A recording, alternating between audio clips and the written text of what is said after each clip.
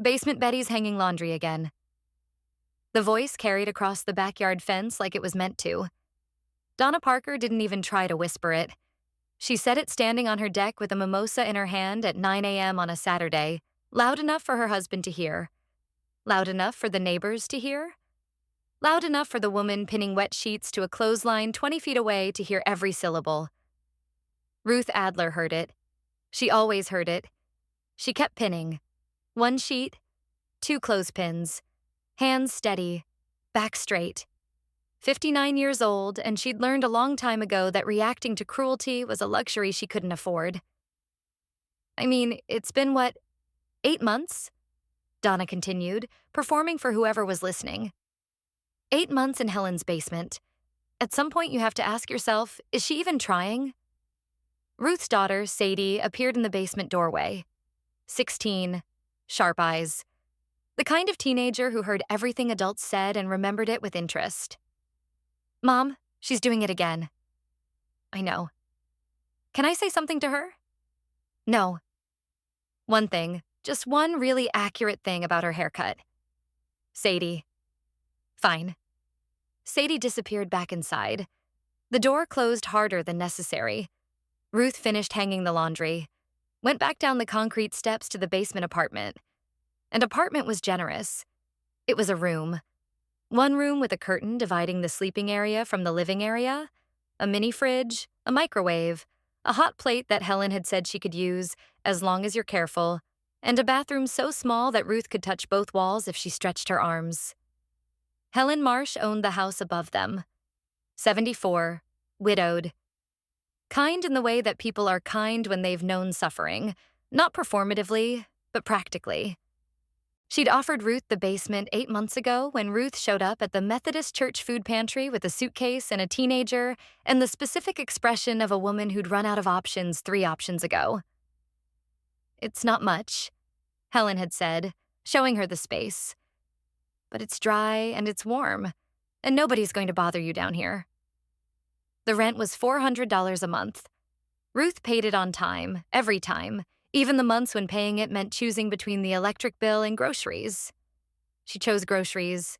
Sadie needed to eat. Ruth could sit in the dark. Quick favor, if you've ever been judged by where you lived instead of who you were, tap like and subscribe. Because the basement Ruth Adler was living in held a secret that had been waiting 60 years. And when she found it, every person in Cedar Falls who'd called her Basement Betty would have to reconsider what they thought they knew about the house, the town, and the woman they'd decided was nothing. The story of how Ruth ended up in a basement starts with a man who pushed. Craig, 22 years married. He sold insurance. She taught 3rd grade. He drank, not dramatically, but steadily. The kind that erodes a marriage the way water erodes stone. When Sadie was 14, Craig lost his license for a DUI. Lost his job. Took out loans without telling Ruth. Maxed out credit cards she didn't know existed. By the time she found the statements, they were $187,000 in debt. She confronted him. He cried, then left, for another woman in another state. A note on the counter. I can't fix this. I'm sorry. Ruth filed for divorce, sold the house for almost nothing, lost her credit, her car, her teaching job. Got one offer, part-time cashier at the farm and feed. $11.50 an hour. That was how Ruth Adler ended up in Helen Marsh's basement with a curtain for a wall and a daughter who deserved better. Cedar Falls was small, 4,000 people. The kind of town where everybody knew your business and half of them discussed it over coffee at Patty's Diner on Main Street. She's living in Helen's basement. I heard she lost everything. Her husband left her. Just left. Well, she must have done something. She must have done something. That was the sentence Ruth hated most. As if losing everything required a personal failure. As if the universe only punished people who deserved it. As if a woman whose husband drank away their future had somehow caused it by not being enough. Donna Parker was the loudest, but she wasn't the only one. There were others, sideways glances at the grocery store, conversations that stopped when Ruth walked into church, the particular silence that falls when people are talking about you and you've just entered the room. Sadie handled it differently. She handled it the way teenagers handle injustice, with fury and homework. She got straight A's. She joined the debate team. She got a job bussing tables at Patty's Diner after school, saving every dollar in a jar she kept under her side of the curtain. "We're not staying here forever," Sadie said one night. They were eating rice and beans on the hot plate, their 6th rice and beans night that month. "No, we're not." "How long?" Ruth looked at her daughter, 16, working, studying, living in a basement and refusing to break. She was the strongest person Ruth had ever met, and she'd made her. "As long as it takes to do it right. Not fast, right." What does right look like? Saving enough for first and last and deposit. Finding a place that's ours. Not owing anyone. Not depending on anyone. That's going to take a long time on $11.50 an hour. I know. Mom? Yeah? Donna Parker's hair really does look terrible. Ruth laughed. It echoed off the concrete walls and sounded bigger than the room. Tap like if you've ever laughed in a place that was too small for it. Because Ruth was about to discover that the basement she'd been ashamed of was sitting on top of something nobody in Cedar Falls had seen in 60 years. It started with a leak. November rain. 3 days of it. The basement walls wept, moisture seeping through the concrete in dark patches that spread like bruises. Ruth put towels along the base of the walls and emptied the buckets she'd learned to keep ready. But on the 3rd day, water appeared somewhere new. The back wall, the one behind the shelving unit Helen had left down here, stacked with boxes of Christmas decorations, old paint cans, and the accumulated debris of decades. Ruth moved the boxes, pulled the shelving unit away from the wall, found the leak. Water streaming from a crack in the concrete, running down to the floor in a steady rivulet. She pressed her hand against the crack. The concrete was soft, crumbling, not from the rain, from age. This section of wall was different from the rest. Rougher. Newer maybe, though newer was relative in a house built in 1962. She poked at the crack with a screwdriver. A chunk of concrete fell away, revealing not more concrete behind it, but wood. Ruth stopped, looked closer, shined her phone flashlight into the gap. Behind the concrete patch was a wooden frame. A door frame. Someone had sealed over a door. "Sadie," she called. "What?" "Come look at this." Sadie came down the stairs, saw the gap in the wall, and her eyes went wide. "Is that a door?" "I think so." "Behind a wall?"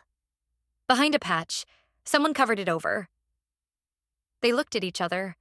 Sadie's expression was pure 16, the exact mixture of curiosity and recklessness that had gotten humans to the moon and into every bad decision since. "We should open it," Sadie said. "We should ask Helen." "Mom, there's a secret door in our basement. We're opening it." They told Helen. She came down the stairs carefully, one hand on the railing, the other on Sadie's shoulder. She looked at the gap in the wall and went very still. "Well," Helen said, "I'll be damned." "You didn't know this was here?" Ruth asked. "I've lived in this house since 1972. Bought it from the Whitfield family. Never knew there was a door behind that wall."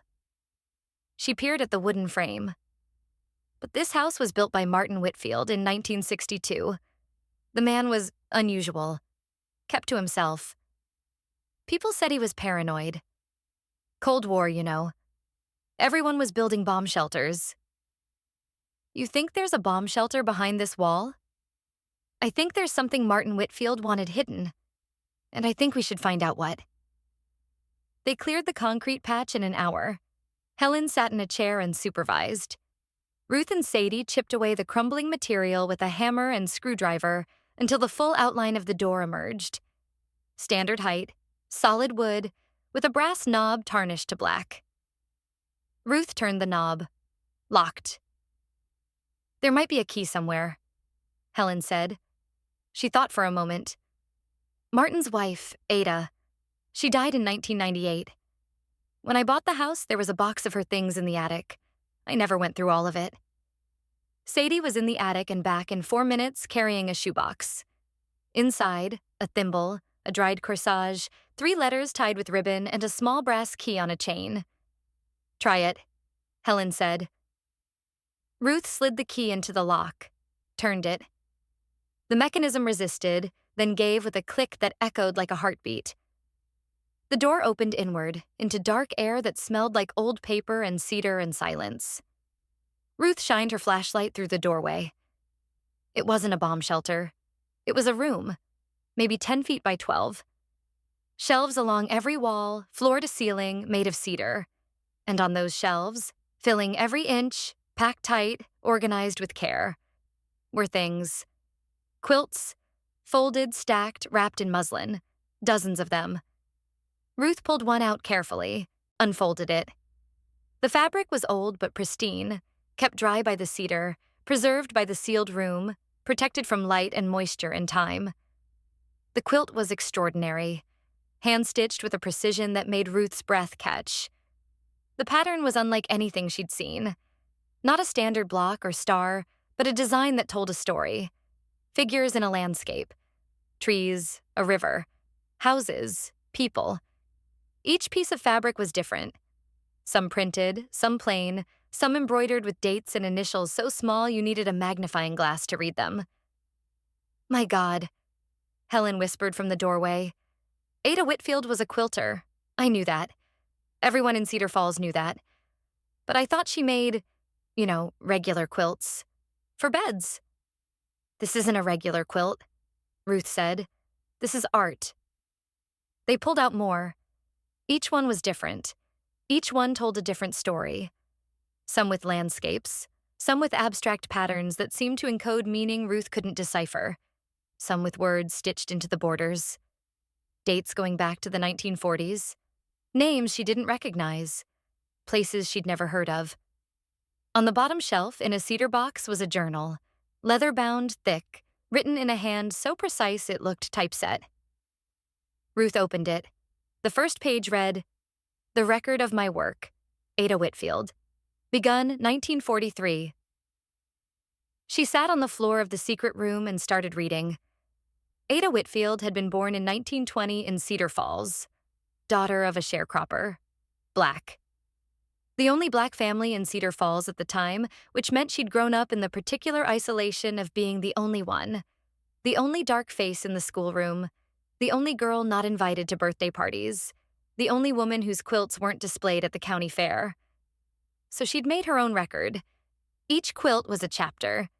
Together, they documented the history of Black families in rural Tennessee from the 1940s through the 1990s.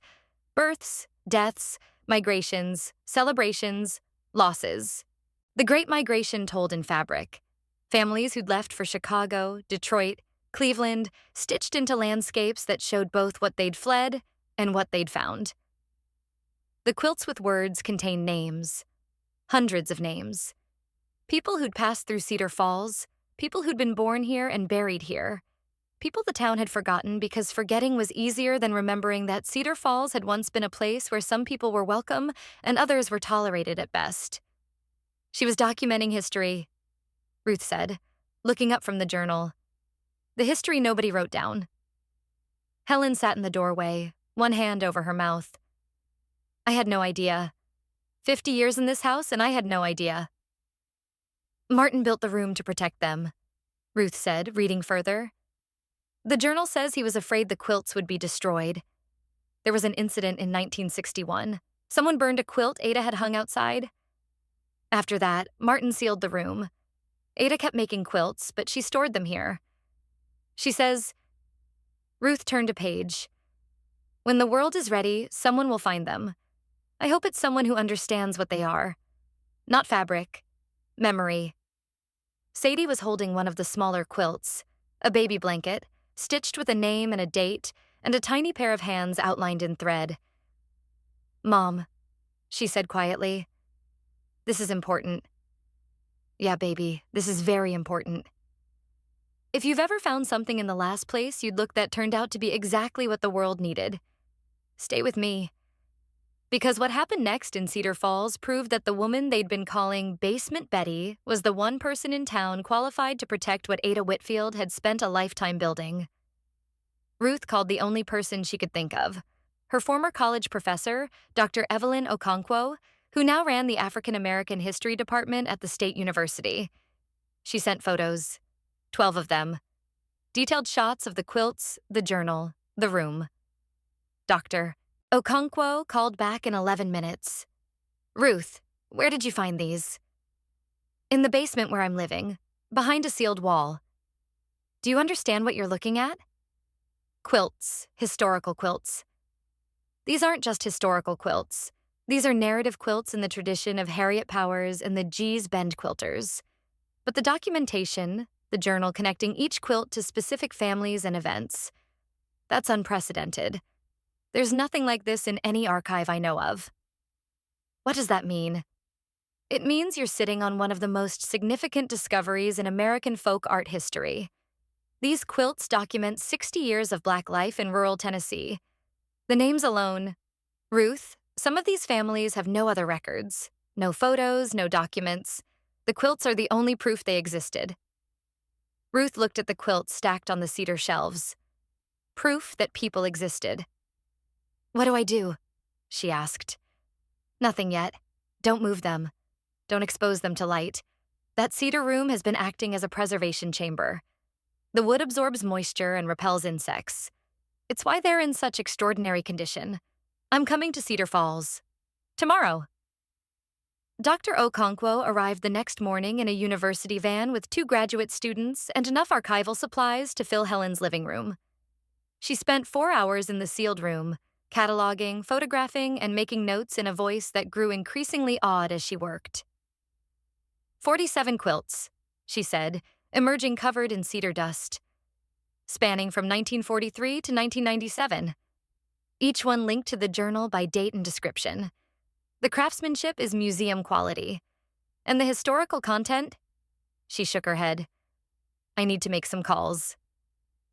The calls went to the Smithsonian, to the National Museum of African American History and Culture, to 3 university art history departments, to a textile conservator in New York who specialized in historical quilts.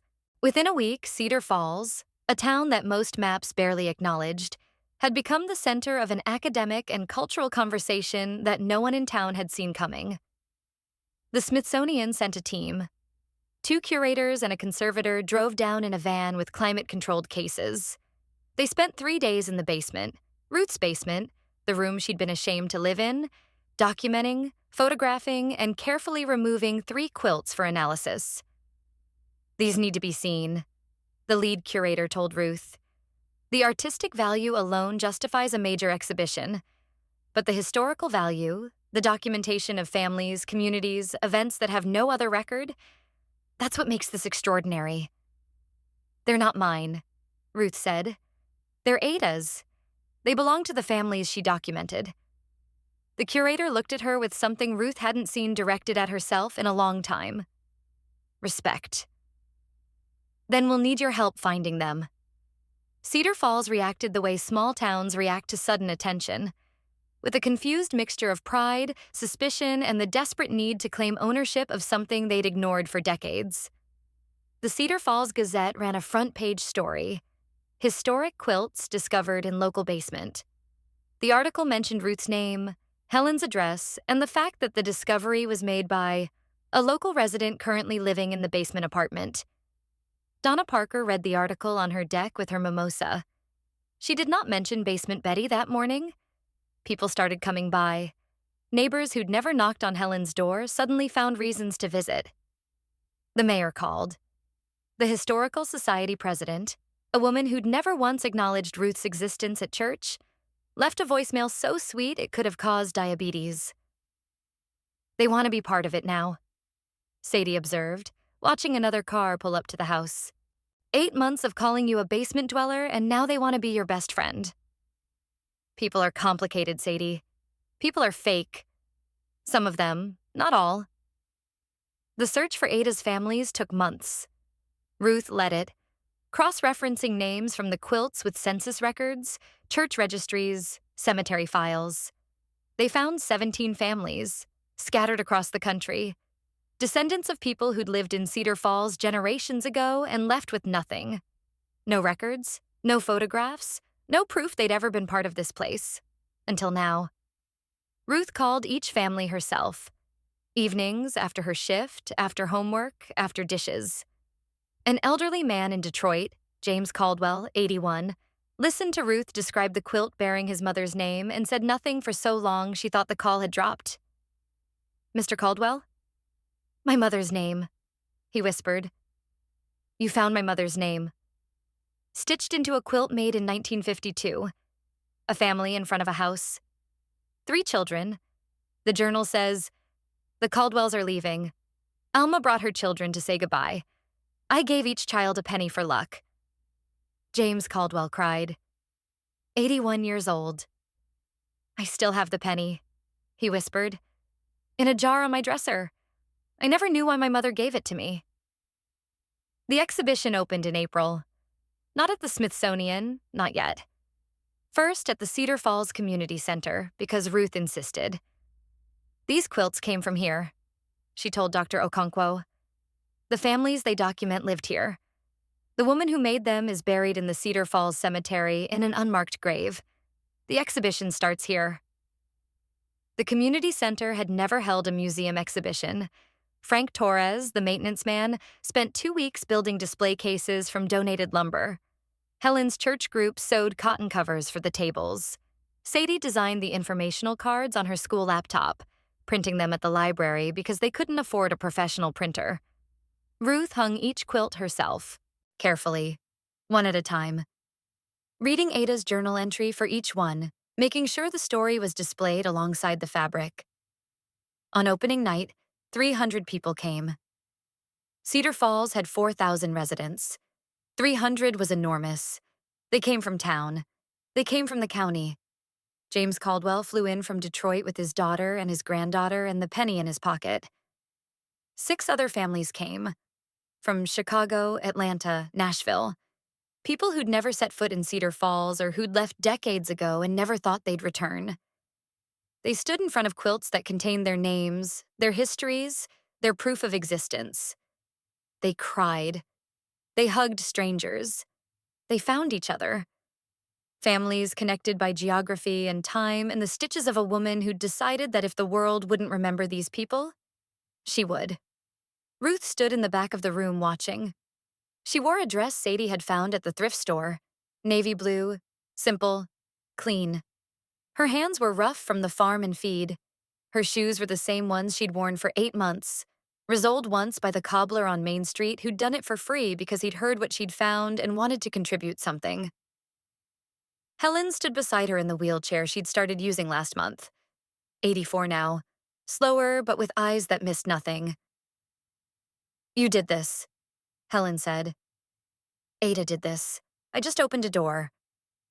"You opened a door that was sealed for 60 years because you were living in a basement and a wall leaked. Don't diminish that."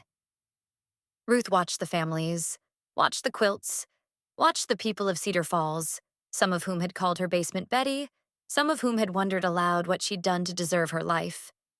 Walk through the exhibition with expressions that ranged from wonder to shame to something that looked like the beginning of understanding. Donna Parker was there. She stood in front of a quilt for a long time. When she turned around, her eyes were red. She didn't say anything to Ruth, didn't apologize, didn't perform redemption. She just looked at her once and nodded. It was small. It was insufficient. But it was the first honest thing Donna Parker had ever communicated in Ruth's direction, and Ruth accepted it the way you accept a penny from a stranger. Not because it was worth much, but because it was offered. The Smithsonian exhibition came 6 months later. 23 of Ada's quilts displayed alongside the journal in a wing dedicated to American folk art. Ruth was listed as the discoverer. Ada Whitfield was listed as the artist. And in the exhibition catalog, a beautiful heavy book that Ruth kept on the shelf beside her bed, was a foreword written by James Caldwell. "My mother told me once that the most important thing a person can do is remember. Not monuments or statues or plaques on buildings. Just remember. Remember the people who were here.